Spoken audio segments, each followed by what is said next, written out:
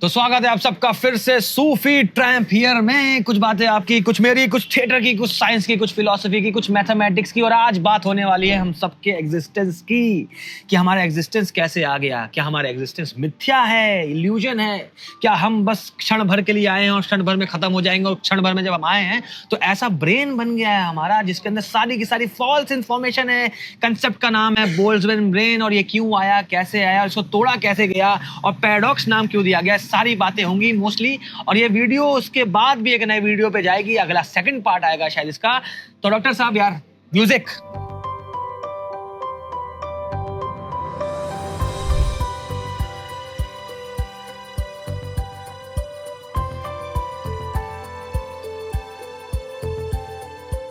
Welcome back to Sufi Tramp here once again, guys. We are back after a long time. थोड़ा बीच में मैं फंस गया था मैं, लेकिन वापस आ गया हूँ. And we are going to make videos. Yes. Once again, explaining some weird things. Yes. Some simple things. Some not so nice things. Some great things. तो बात आज हम कर रहे हैं बोल्ट्जमैन ब्रेन की, है ना? तो यार दिक्कत ये है ना कि हमारी हर वीडियो लगभग सेम कहानी से शुरू है. हाँ. लगभग. हाँ. क्या हुआ था एक्चुअली कि साइंस एक बहुत ही लिनियर मस्त चीज है, सिंपल टू अंडरस्टैंड अगर आप हिस्ट्री देखोगे उसकी. हाँ. है ना? हम ये कोशिश रही है दुनिया को समझने की, लाइफ को समझने की, डीपर क्वेश्चंस पूछने की. इसकी एक मेथड है जो सब फॉलो करते हैं, और क्योंकि सब फॉलो करते हैं काफी लिनियर है. इसके बीच बीच में मस्त स्पाइक्स आए हैं. एक बहुत बड़ा स्पाइक था आइजैक न्यूटन साहब. बिल्कुल. Isaac Newton, classical mechanics, basically deterministic एक साइंस का जन्म हुआ वहां से. उन्होंने बता दिया ना कि हर चीज का कॉज है. Yes. कॉज के बाद इफेक्ट है. जब उन्होंने लॉ ऑफ ग्रेविटेशन में बता दिया, मोशन बता दिया, ऑप्टिक्स बता दिया, तो देखा जो हमको चीजें समझ नहीं आती उनके पीछे भी एक रीजन है, उनके पीछे कॉजेज हैं. और जब हर चीज का कॉज है तो हमारे एग्जिस्टेंस का भी एक कॉज है, और सब चीज का कॉज है. तो हम जो कर रहे हैं उसका भी पहले कोई कॉज हुआ होगा. तो सब कुछ प्रीडिफाइंड, प्रीडिस्टाइंड है, और फ्री विल नहीं. यस. तो लेकिन साथ ही साथ हम एक और चीज स्टडी कर रहे थे. हम समझना चाह रहे थे कि यार ये एनर्जी क्या है ना? एनर्जी एग्जैक्टली कैसे फंक्शन करती है, कौन से प्रिंसिपल्स इस चीज को डिफाइन करते हैं, या कौन से प्रिंसिपल्स ये फॉलो करती है. क्योंकि आइजैक न्यूटन ने जब क्लासिकल मैकेनिक्स दी थी वो इसी प्रिंसिपल पे चलती थी कि हर चीजों की लिमिटेशंस हैं. They all follow certain patterns, they all follow certain laws. Newton के 3 लॉज ऑफ मोशन. तो एनर्जी का भी कुछ लॉ होगा. तो लोगों ने इस चीज पर काम करना शुरू किया, इसको समझना शुरू किया. फिर इंजन का इजाद हुआ, उसको कुछ लोगों ने पढ़ा. फिर लॉज ऑफ थर्मोडायनामिक्स आए. लॉज ऑफ थर्मोडायनामिक्स आने के बाद एक बहुत ही इंटरेस्टिंग कॉन्सेप्ट आया. बहुत ही इंटरेस्टिंग. इतना इंटरेस्टिंग कि मुझे कुछ समझ नहीं आता. इसलिए आज सुफियान को मैंने यहाँ बिठाया कि मैंने कहा यार आज का वीडियो हम कम बोलेंगे, आप ज्यादा बोलोगे. मैं नॉर्मली मैं ही बोलता हूँ दादा, मगर बोलते हो उसके अंदर कमेंट में. मैं भी बोलता हूँ. हाँ. और मैं बहुत सारा बोलने वाला हूँ, बहुत ज्यादा बोलने वाला हूँ. 22 मार्च को दिल्ली के अंदर मेरा शो है जिसका नाम है इल्यूजन. एक कहानी सुनानी है जिसमें बहुत से इल्यूजन टूट जाएंगे कि क्या दुआ तकदीर बदल सकती है. कुछ जादुई किस्सा हुआ था मेरी जिंदगी में. तो प्लीज देखने आइएगा. डिस्क्रिप्शन में मैंने लिंक डाल दिया टिकट का. Yes, continue. जाइए, बुक कीजिए, देखने आइए. खैर, तो एंट्रोपी पे वहां आते, है ना? एंट्रोपी पे वहां आते. हमने मेरे ख्याल से कुछ ही वीडियोस पहले हमने ये बात कही थी कि mathematics is the language of science. बिल्कुल. मैथमेटिक्स पर भी काम चल रहा था. हमने लेनर्ड ऑयलर के बारे में भी बात की है. बड़ी बड़ी चीजें उन्होंने की. हम स्टैटिस्टिक्स भी समझना चाह रहे थे. तो एक भाई साहब है, उनका नाम है लुडविग बोल्ट्जमैन. उन्होंने देखा कि यार चलो सेकंड लॉ ऑफ थर्मोडायनामिक्स क्या कहता है, एंट्रोपी के बारे में कहता है कि with time organised systems disorganise हो जाते हैं. बिल्कुल होंगे, है ना? तो क्या ये स्टैटिस्टिक्स में भी अप्लाई करता है? तो उन्होंने स्टैटिस्टिकल मैकेनिक्स के ऊपर काम किया. और उन्होंने क्या देखा? उन्होंने ये देखा कि यार जब भी हम डेटा सेट्स को पढ़ते हैं वहां पर भी एंट्रोपी आ जाती है. एक कि एंट्रोपी एक्चुअली एक स्टैटिस्टिकल प्रोबेबिलिटी कि जितना भी एक प्रोसेस बढ़ते जाएगा उसमें डिसऑर्डर आएगा. ये स्टैटिस्टिक्स बता रहे हैं हमें, है ना? मगर यहाँ से एक बहुत इंटरेस्टिंग सवाल आया. बहुत सारे रोड्स यहाँ आकर क्रॉस कर रहे हैं. एक तो साइंस की अपनी जर्नी चलते जा रही है, स्टैटिस्टिकल मैकेनिक्स भी आ गया, इसके पहले क्लासिकल मैकेनिक्स आ गया था. साथ ही साथ एक और क्वेश्चन चलते आ रहा था. वो ये था कि हम आए कैसे. बिल्कुल, है ना? इस चीज का जवाब हम ऑलमोस्ट नहीं 100% सर्टेनिटी के साथ बता सकते हैं आज.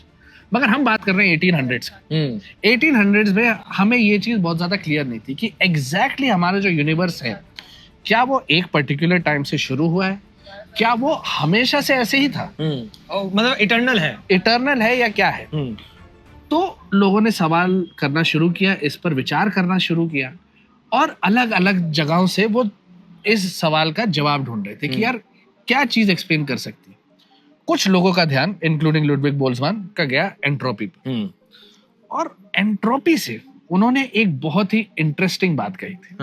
मगर उसके पहले मैं ये चाहता हूँ दोस्त, यार ये क्या माजरा है, ये एंट्रोपी है क्या, मेरे को समझ नहीं आती है। तो एंट्रोपी थोड़े बहुत समझाने से पहले मैं एक चीज बता देता हूँ। जैसे व्योम भी बोल रहा था, स्टैटिस्टिकल मैकेनिक्स का जन्म क्यों हो रहा था, मतलब कैसे आया था। मोटे मोटे तौर पे देखते हैं यार, न्यूटन भाई ने हमें मैक्रोस्कोपिक चीजें बता दी थी। यस, ठीक है, बड़े बड़े प्लैनेट्स कैसे काम करते हैं, लॉ ऑफ ग्रेविटेशन क्या है, चीजें मोशन में कैसे आती है। मगर जब हम जूम आउट कर रहे थे तो हमें समझ में तो आ गया था कि चीजें किसी से मिलके बनी है, एटम से मिलके बनी है, छोटी छोटी चीजें तो मिलके बनी है। तो छोटी छोटी चीजें, क्या आप एक डब्बे के अंदर बंद सारे के सारे मॉलिक्यूल्स को इंडिविजुअली पढ़ पाओगे? बहुत मुश्किल हो जाएगा ना यार, बहुत मुश्किल है। एक डब्बे के अंदर अरबों मॉलिक्यूल्स घूम रहे हैं, मान लीजिए, उसको आप उस डब्बे के मैकेनिक्स को समझने के लिए आप क्या करोगे? क्या आप इंडिविजुअल पार्टिकल को समझोगे, या एक स्टैटिस्टिकली समझोगे अप्रोच लेके कि ओवरऑल कैसे बिहेव कर रहा है? इजी तो वही रहेगा, इजी स्टैटिस्टिकल रहेगा। इसलिए वो चीज जन्म पाई थी, स्टैटिस्टिकल इसलिए निकल के आई थी कि माइक्रोस्कोपिक को मैक्रोस्कोपिक तक लेके आना था, उनको अंडरस्टैंड करना था, तो वहां पे वो काम चल रहा था, तो इसलिए स्टैटिस्टिकल मैकेनिक्स जन्म पा चुकी थी। अब सारी दिक्कत ये आ रही थी, सवाल जन्म जन्मांतर तक हर चीज का यही रहा है, फिलॉसफी का भी यही रहा है कि हम कहाँ से आए हैं, कहाँ जा रहे हैं, इसलिए मजहब निकल के आए। साइंस का भी यही रहा है कि हम कहाँ से आए हैं, कहाँ जा रहे हैं। बेसिकली हमारी जिंदगी, इंसानी जिंदगी क्या है, इंसानी दिमाग क्यूरियस है। सोचिए, देखिए, एक इंसान ने उस समय, होमोसेपियन जो जंगली वंगली लोग होते होंगे, उन्हें देखा किसी इंसान ने कि यार पत्थर में नोक है, एकदम शार्प है, तो कट जा रहा है। यस, वही सेम स्पीशीज है जिसने आज दुनिया में हड़कम मचा रखा है, बम बम फोड़ रही है बाय द वे आजकल तो, और दुनिया में टेलीस्कोप बना दिए। क्यूरियोसिटी जनरेट करती है, क्यूरियोसिटी, और साथ ही साथ मेरे ख्याल से पर्पस भी। हमारा दिमाग जो है वो इस कदर काम करता है कि अगर हम किसी चीज का पर्पस समझ लें, तो हमारे लिए वो चीज करना आसान हो जाती है। और जबकि कितनी बड़ी आयरनी है, जितना हम पर्पस समझते जाते हैं उतना ही हम डिप्रेस हो जाते हैं, बेसिकली डिप्रेस हो जाते हैं। कितने बड़े बड़े फिलोसोफर ने एक बात कह दी जिससे मैं बहुत रिलेट करता हूँ, सबसे खुशकिस्मत वो है जो पैदा नहीं हुए। फिर वो जो पैदा हो गए मर गए। एनीवेज, तो इस सबको समझते समझते जब सेकंड लॉ ऑफ थर्मोडायनामिक्स आने से पहले हमने एनर्जी समझ ली थी, एनर्जी कैसे काम कर रही है, एनर्जी कंजर्व है। बाय द वे, मैंने इसके ऊपर एक वीडियो बना रखी है, जो कि मैंने वर्टेशियम की वीडियो को हमने सिंप्लीफाई किया था, that energy is not conserved. वो एक सिमेट्री से निकल के आता है, टाइम सिमेट्री होती है। तो हमारी एनर्जी, यूनिवर्स की energy overall for eternal life में कंजर्व नहीं है, सर्टेन टाइम में कंजर्व है, जहां तक की सिमेट्री है टाइम की। एनीवेज, वो आप वीडियो देख लीजिएगा, यहाँ पे मैंने कहीं एडिटर साहब लगा देंगे। तो अब सारी बात आती है एंट्रोपी की। अब एंट्रोपी को कहा जाता है कि true law of universe. Entropy को मान लीजिए, इस वे में, सिंपल वे में आपको समझा सकता हूँ कि true law of universe entropy है, जो गवर्न कर रहा है। गवर्न कैसे कर रहा है कि हमको क्या लगता है, हमें कैसे पता चलता है कि वक्त की एक दिशा है, कि वक्त पास्ट से फ्यूचर में जाता है। वक्त को कैसे पता चल रहा है कि जो अगला मूवमेंट आ रहा है वो फ्यूचर ही है, क्योंकि एंट्रोपी ने एक चीज दे दी यूनिवर्स को कि हर चीज, हर सेकंड, हर पल चीजें बिखर जाएंगी। और अगर बिखर रही है, आज जो है वो कम बिखरा हुआ था एज कम्पेयर टू आने वाला कल का, इसका मतलब ये पास्ट हो जाएगा और वो फ्यूचर है। तो ये एक डायरेक्शन है। वक्त को दिशा जो देती है वो एंट्रोपी देती है। तो एंट्रोपी इस वे में काम कर रही थी। अब एंट्रोपी का मतलब बहुत मोटे मोटे तौर पे देखा जाएगा, और सिंपल टर्म्स में बताता हूँ। पहली बात तो स्टैटिस्टिकल के हिसाब से कि तुम सिस्टम के अंदर कितने डिग्री ऑफ मोशन दे सकते हो। अब डिग्री ऑफ मोशन का मतलब क्या है, जैसे हम यहाँ पे बैठे हैं, हमारे पास बेसिकली बहुत सारी डिग्री ऑफ मोशन है, लेकिन मोटे मोटे तौर पर मैं उठ सकता हूँ, बैठ सकता हूँ, इधर जा सकता हूँ, इधर जा सकता हूँ। अभी मान लेते हैं तो मेरे पास कितने, 1 degree of motion, 2 degree of motion है, भाग भी सकता हूँ यहाँ से, प्लेन चल सकता। इवेंचुअली डिग्री ऑफ मोशन की बात होती है। तो सिस्टम के अंदर कितने डिग्री ऑफ मोशन है, उसका स्टैटिस्टिकल मेजर है एंट्रोपी, सिंपल टर्म्स में। और सिंपलीफाई कर देते हैं, तुम इसको कहते हैं कि भैया बिखराव का मेजर है एंट्रोपी। क्योंकि जितना किसी के पास, आप देखो ना, एंट्रोपी का कैसे समझेंगे, अगर इवेंचुअली फ्यूचर में एंट्रोपी बढ़ रही है, इसका मतलब सिस्टम इस तरफ जा रहा है कि उनके पास डिग्री ऑफ मोशन ज्यादा आ जा रहा है। अब तुझे सिस्टम को समझना होगा ना। अभी हमारे पास मान लीजिए, ठंडे एग्जांपल लेते हैं, ठंडे कमरे में अगर मान लीजिए मॉलिक्यूल्स पड़े बहुत डिफाइंड स्पेस में, मान लीजिए बर्फ का क्यूब है, हमें सारे पार्टिकल बेसिकली दिख रहा है, मुश्किल है समझना, लेकिन तब भी एक इसके अंदर ऑर्डर है। वही भाप बन जाएगी तो मॉलिक्यूल कहाँ भाग रहे हैं, ठीक है, कंस्ट्रेंट नहीं है वहां पर। तो Constraint. इवेंचुअली क्या हुआ, उसके अंदर ज्यादा डिग्री ऑफ मोशन आया, उसको समझने के ज्यादा एफर्ट डालने पड़ेंगे, उसके अंदर ज्यादा बिखराव है। ओके, तो वो उसको हम समझ सकते हैं जिसके अंदर ज्यादा बिखराव है, जिसको आपको समझने के लिए बहुत ज्यादा मोशन समझने पड़ेंगे, हर मॉलिक्यूल को और कैलकुलेट करना पड़ेगा, वो हाई एंट्रोपी स्टेट है, डिसऑर्डर्ड है, उसको समझने की तुम्हारी हालत खराब हो जाएगी। तो एंट्रोपी वैसा समझाया जा सकता है। ठीक है। तो अब जब आपने थोड़ा बहुत एंट्रोपी समझा दिया है और लुडविग बोल्ट्जमैन भी इस चीज की बात कर रहे थे, तो उन्होंने ही मतलब खैर वो एक्चुअली इस सवाल का जवाब ढूंढ रहे थे कि हमारा यूनिवर्स स्टार्ट किस कदर हुआ है ना, और किस डायरेक्शन में जा रहा है, क्योंकि हम भी ये समझना चाह रहे थे कि इनफाइनाइट रहा है यूनिवर्स या फाइनाइट टाइम से एग्जिस्ट कर रहा है ना, क्योंकि इसके कुछ कुछ इम्प्लीकेशन होंगे जिस पे हम आते हैं धीरे धीरे, है ना। तो खैर वो इस चीज पर काम कर रहे थे। इवेंचुअली उनके जो फॉलोअर्स है या उनके स्टूडेंट्स है, उन्होंने इस सवाल पर और काम करना शुरू किया, मगर जाते जाते बोल्ट्जमैन साहब ने एक इम्प्लीकेशन दिया था। उन्होंने ये कहा था कि यार ये जो डिसऑर्डरनेस जो बढ़ती है ना विद टाइम, की एक मैक्रोस्कोपिक लेवल पे अगर डिसऑर्डर बढ़ रहा है, हो सकता है कि छोटे छोटे पॉकेट्स में मोमेंटरीली इस डिसऑर्डर में ऑर्डर आ जाए।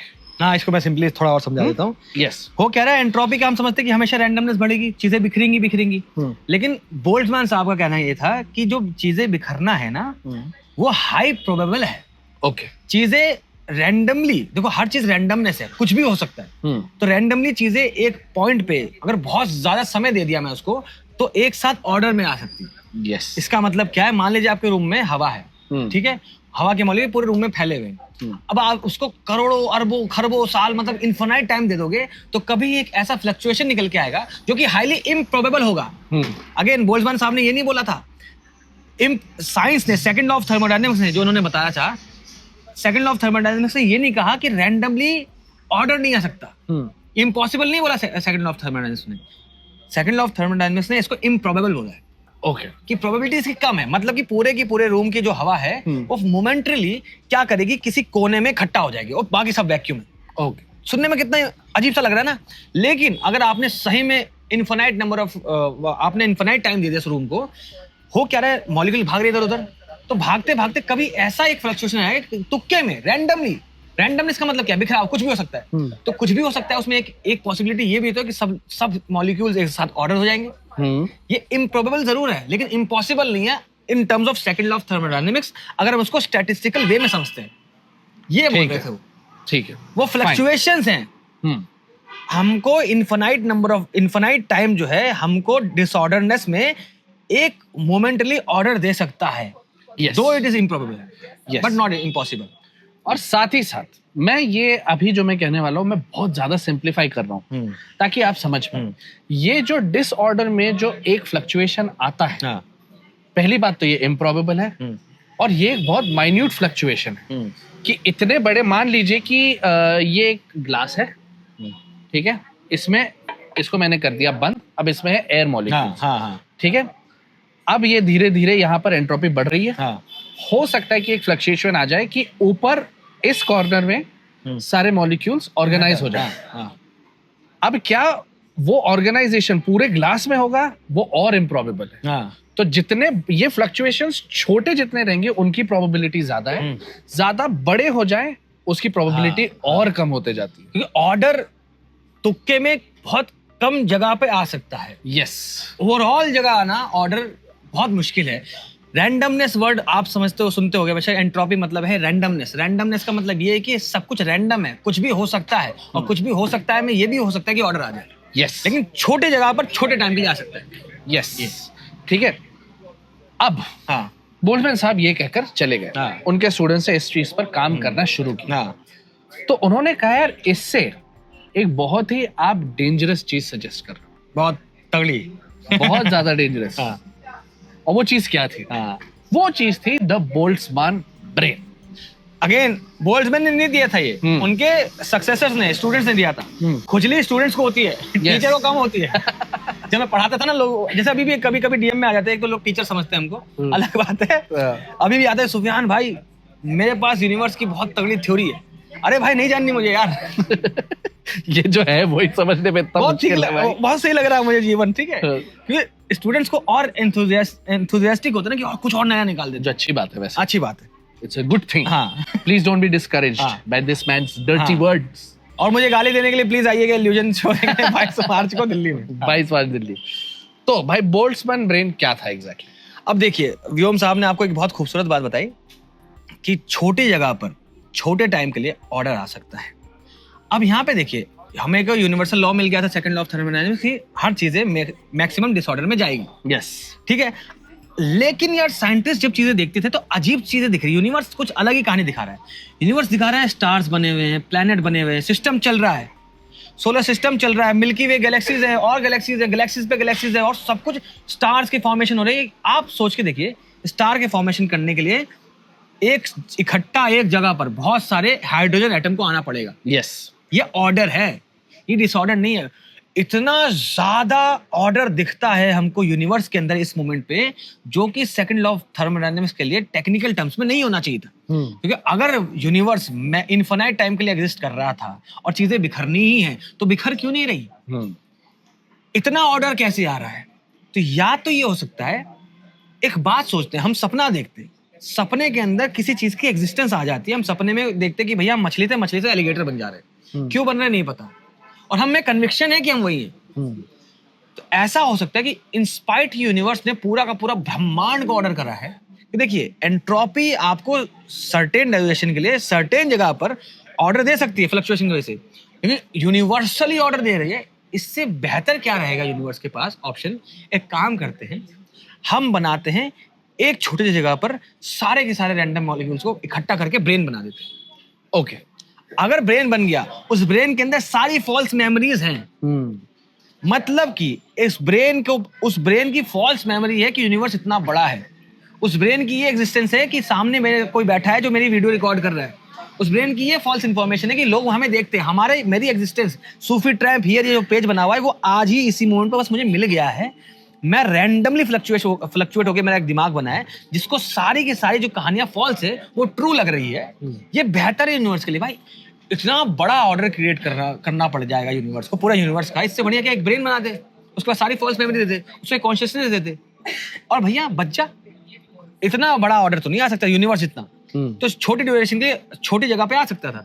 तो वो एक ब्रेन निकल के आ सकता है जिसको कहते हैं बोल्ट्जमैन ब्रेन, जो कि फिल्ड है फॉल्स मेमोरीज के साथ। यस। और ये ज्यादा प्रोबेबल है as compare to universally order आने के। और फिर से एक चीज निकल के आती है, अगर यूनिवर्स अनंत काल के लिए एग्जिस्ट कर रहा है और अनंत बड़ा है, तो स्टैटिस्टिक्स ये बताती है कि एक ऑर्डर यूनिवर्स के एग्जिस्ट करने से बढ़िया, इवोल्यूशंस होने से बढ़िया, सब कुछ होने से बढ़िया रैंडम फ्लक्चुएशन के ब्रेन बने हुए हैं। और हमारे पास स्टैटिस्टिकली ज्यादा ब्रेन है बोल्ट्जमैन वाले फॉल्स इंफॉर्मेशन के, और ये इवोल्यूशन गलत है। ओह, ये है बोल्ट्जमैन ब्रेन कि अगर इनफिनाइट टाइम मिल गया, रैंडम फ्लक्चुएशन यूनिवर्स बनाने से बढ़िया छोटे छोटे ब्रेन्स बना देंगे फॉल्स मेमोरीज के साथ। यस, ये है बोल्ट्जमैन ब्रेन।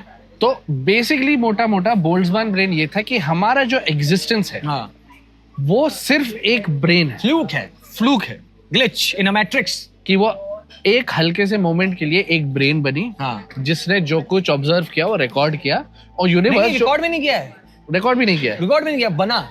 हमें चीजें मेमोरी कैसे याद रहती है? न्यूरॉन्स के सिस्टम से अपने अलाइन हो जाते हैं, हमें चीजें याद रहती है। एक ब्रेन बना जिसके अंदर ऑलरेडी वो अलाइन थे न्यूरॉन्स, वैसे उसके अंदर सारी की सारी अलाइनमेंट जो है वो रैंडमली आई है। उस अलाइनमेंट ने उसको एक फॉल्स मेमोरी दी है, वो एग्जिस्टेंस में आया, उसको लगा कि सारी चीजें याद है। जैसे मुझे मेरा पैदा होना, गरीबी में जाना, शो लगाना और प्रमोशन करना, 22 तारीख को देखने आना दिल्ली में, वो सब एक फॉल्स मेमोरी है जो इसी मोमेंट आई है।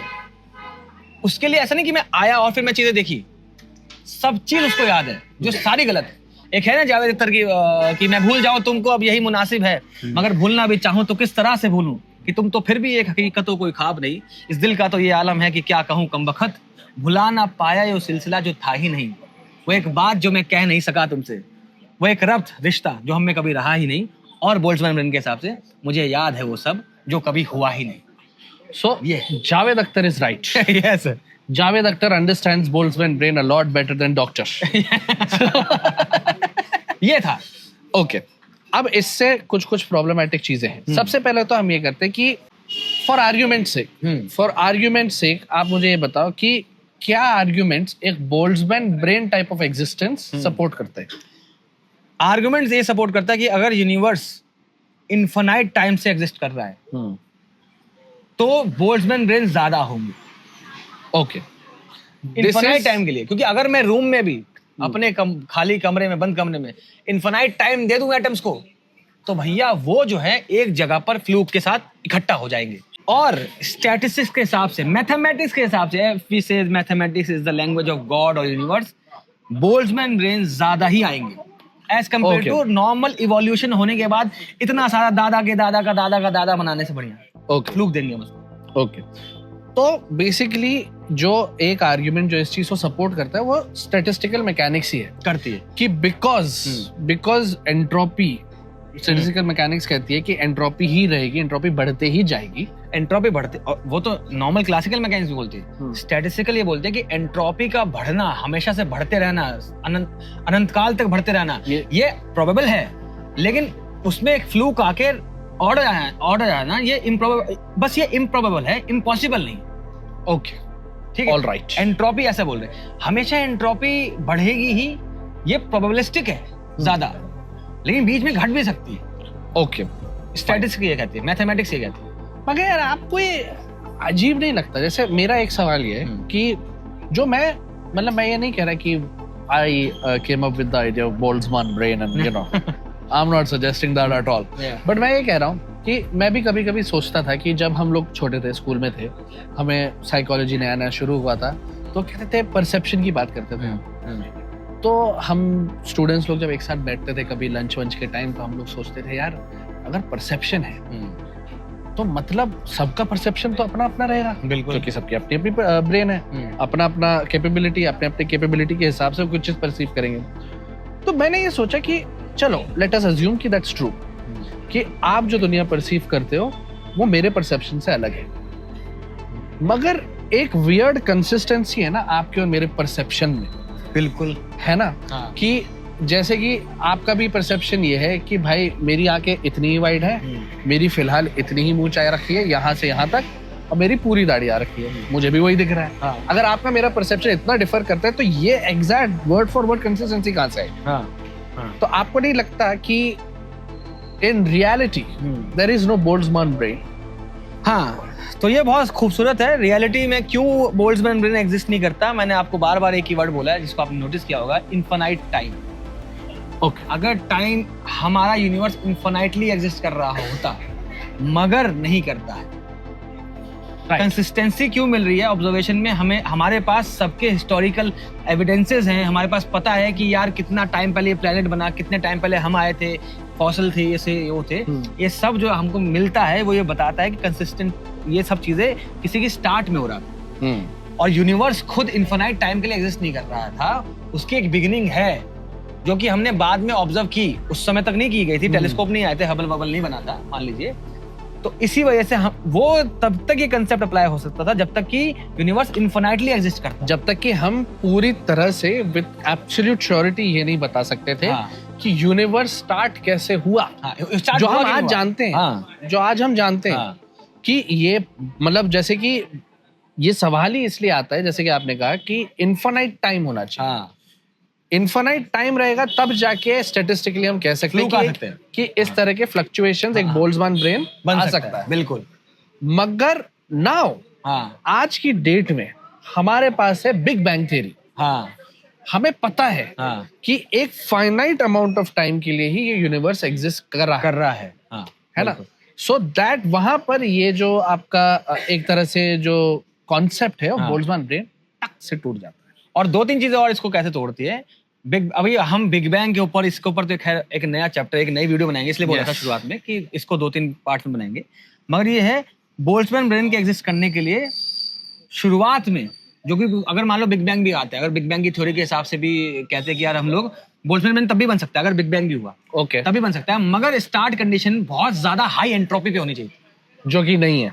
हमारे बिग बैंग के वक्त चीजें ऑर्डर में थी। सोचो, धमाके के बाद भी ऑर्डर था, मतलब वो आप समझे, ऑर्डर का मतलब ये नहीं है कि यार धमाका तो डिसऑर्डर ला रहा है, यूनिवर्सल स्केल पे तब भी एक फाइनाइट जगह पर चीजें थी, वो ऑर्डर था। जैसे अभी एक रूम के अंदर आ रहा है नोजल से हवा, वो भी डिसऑर्डर ही है, लेकिन उसके बाद फैल जा रही है रूम के अंदर, वो ज्यादा डिसऑर्डर्ड है। तो यूनिवर्स जो है, मतलब मोटा मोटा ये कि बोल्ट्जमैन क्या कह रहे थे, वो ये कह रहे थे कि एक एंट्रोपी स्टेट में, हाई एंट्रोपी स्टेट में ये पॉसिबल हो सकता है कि मोमेंटरीली ऑर्डर आ जाए। उसके लिए सबसे पहले एक हाई एंट्रोपी स्टेट होनी चाहिए, जो कि at the time of the big bang नहीं थी, बिकॉज वो हमें पता है कि एट दैट टाइम हम एक हमारा यूनिवर्स एक लो एंट्रोपी स्टेट में था। और एक और चीज बहुत इंटरेस्टिंग, कार्ल सेगन ने भी एक बात, कार्ल सेगन ने बाय द वे आर्गुमेंट दिया था, आप सब जानते होंगे उनको। कार्ल सेगन जो नहीं जानते, हमने बहुत बात की उनके बारे में। कॉस्मोस जो आजकल की जनरेशन ने मोस्टली नील डिग्रास टाइसन को नैरेट करते हुए देखा है, ओरिजिनल कॉस्मोस कार्ल सेगन ने किया था, जिन्होंने एक लेजेंडरी लाइन दी थी, लेजेंड इंसान, we are just a pale blue dot. वो बहुत खूबसूरत सी फोटो है, शायद आपको दिख भी जाएगी स्क्रीन पर, कि जब हमारे इंसानों के द्वारा बनाया गया जो गया था वॉयेजर था ना, जो हमारे उसको क्रॉस किया। बट फोटो किसकी थी बताता हूँ, तो फोटो 1969 नहीं वो नहीं थी, वॉयेजर की थी शायद। जैसे सोलर सिस्टम क्रॉस किया for the final time, Carl Sagan ने बोला प्लीज इसको एक बार घुमा के फोटो भेजने को बोलो। उसके बाद कभी इन्फॉर्मेशन भेज नहीं पाता था वो हमारा, तो उसने घुमा, जब क्रॉस कर रहा था एक सर्टेन डिस्टेंस को, घुमा, उसने फोटो ली और धरती पे आई वो। हम बस एक कतरा दिख रहे थे, और वहीं इसी कतरे पे ईगो है, देश है, दुनिया है, लड़ाई झगड़े, मजहब, जात पात सब आ गया इस धरती पे, ईगो। लेकिन we are just a pale blue dot यहाँ पे। और दूसरी चीज कार्ल सेगन का था आर्गुमेंट। और एक और चीज बहुत अच्छा है, ये कार्ल सेगन का आर्गुमेंट बताया नहीं तुमने। कार्ल सेगन का आर्गुमेंट यही था कि अगर तुम्हें बोल्ट्जमैन ब्रेन लेके आने हैं तो आपको क्या करना था कि इनिशियल स्टेट भी हाई एंट्रोपी होनी चाहिए थी, मगर यूनिवर्स की बिगिनिंग में लो एंट्रोपी था। तो कार्ल सेगन ने इसको ऐसे तोड़ा था। दूसरी चीज एक और बात है, ब्रेन बन भी जाएगा, मान लीजिए रैंडमली चीजें अलाइन हुई और पता नहीं सारे मॉलिक्यूल जिससे ब्रेन मिलके बनता है, न्यूरॉन्स फिरॉन जो बन जाएगा इवेंचुअली, मेमोरी वो सब बन भी जाएगा, लेकिन क्या उस ब्रेन के अंदर कॉन्शियसनेस होगी? सबसे बड़ी बात ये, हम नहीं समझ सकते कॉन्शियसनेस कहां से आई है। हमारे ब्रेन के सेल्स की अलाइनमेंट से कॉन्शियसनेस आई है कि नहीं आई, हमें नहीं पता है। एट दिस वेरी मोमेंट हम नहीं समझ पाते कॉन्शियसनेस आई तो आई कैसे। मॉलिक्यूल्स के अरेंजमेंट के वजह से आ चुकी है कॉन्शियसनेस, पता नहीं क्यों, लेकिन क्या वैसे अरेंजमेंट अगर हम बना दें, अगर लैब के अंदर एक इंसानी दुनिया ऐसी आगे बढ़ जाए, इतनी तरक्की कर जाए कि सारे न्यूरॉन्स लेके हम सही में उनको अरेंज कर दें ब्रेन की तरह, तो क्या वो ब्रेन कॉन्शियस होगा? ये बहुत बड़ा सवाल है। तो बोल्ट्जमैन ब्रेन का बनना का मतलब ये नहीं है कि उसके अंदर कॉन्शियसनेस भी होगी। तो ये दूसरा आर्गुमेंट था। इसी वजह से, और इसके बाद क्या खूबसूरत चीज की साइंटिस्टों ने, अब जब भी कॉस्मोलॉजी की थ्योरीज बनाई जाती है तो उसमें देखा जाता है कि अगर वो थ्योरी ज्यादा बोल्ट्जमैन ब्रेन के होने को सपोर्ट कर रही है तो वो थ्योरी गलत है। क्योंकि हमें पता है कि हम एग्जिस्टेंस में हैं, हमारे पास सारी हिस्ट्री है, हमारे पास सब कुछ है, कंसिस्टेंट है, सही में हम एक अजीब सी दुनिया में फैले हुए ऑर्डर है। अगेन देखो, हम डिसऑर्डर होते हुए जाएंगे, लेकिन पहले ऑर्डर होंगे, इसलिए हमें स्टार्स गैलेक्सी दिख रहे हैं। ये ऑर्डर स्टेट है जो कि फटेंगे बाद में और डिसऑर्डर आएगा, इसलिए हम अभी ऑर्डर में हैं, इसलिए हम एग्जिस्टेंस में हैं। इसलिए बोल्ट्जमैन ब्रेन एग्जिस्ट नहीं करता, क्योंकि इनफाइनाइट टाइम नहीं था, हाई एंट्रोपी के स्टेट के साथ हमने शुरुआत नहीं की थी, और ब्रेन के बनने के अंदर मॉलिक्यूल के अरेंजमेंट से कॉन्शियसनेस आती है कि नहीं आती हमें नहीं पता। तो ये सारे आर्गुमेंट इसको ऐसे तोड़ देते। Wow, good discussion sir, brother, I am very happy, I am so enlightened that now my brain has shut down. तो खैर, वेरी सच में बहुत अच्छा डिस्कशन रहा ये। एंट्रोपी अभी भी पूरी तरह समझे नहीं है, मगर लकीली ऊपर वीडियो बना रखी है हमने। लकीली मतलब इस एंट्रोपी को समझते हुए जैसे मेरे दिमाग की एंट्रोपी बनी, एक ऐसा फ्लक्चुएशन आया था कि मैं थोड़ा बहुत समझ गया था, और उस पर फिर हमने उस दिन वीडियो बना दी थी जो इधर आपको दिख जाएगी, लिंक आपको डिस्क्रिप्शन में भी दिख जाएगा। खैर, ये वीडियो एक्चुअली हमने बनाई बिकॉज मतलब लुडविग बोल्ट्जमैन की तरह हम भी ये सोच रहे थे कि यार कैसे, हम ये सोचने लगे थे कि हमारी एग्जिस्टेंस के बारे में, कि हम कैसे इवेंचुअली बिग बैंग तक आए। तो अभी आइंस्टाइन साहब का आना अभी भी बाकी है, बहुत बाकी है ना, उसके बाद हबल का आना अभी भी बाकी है।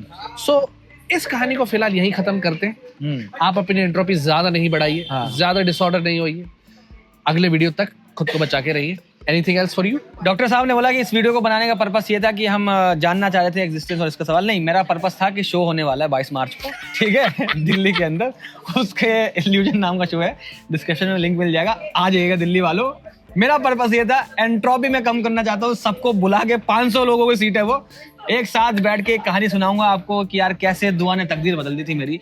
बाकी अगले वीडियो में मिलते हैं। और डॉक्टर साहब हमारे पास आ चुके हैं, मैंने फाइनली हमारे जो थे क्या नाम है मकान मालिक, उनको कह दिया है कि अब रूम रेंट बना लेते हैं, अब लोग आ गए हैं। वरना वो होता है ना एग्रीमेंट में कितने लोग होंगे कितने नहीं पता नहीं चलता। I am here. यस, तो धन्यवाद, जय हिंद।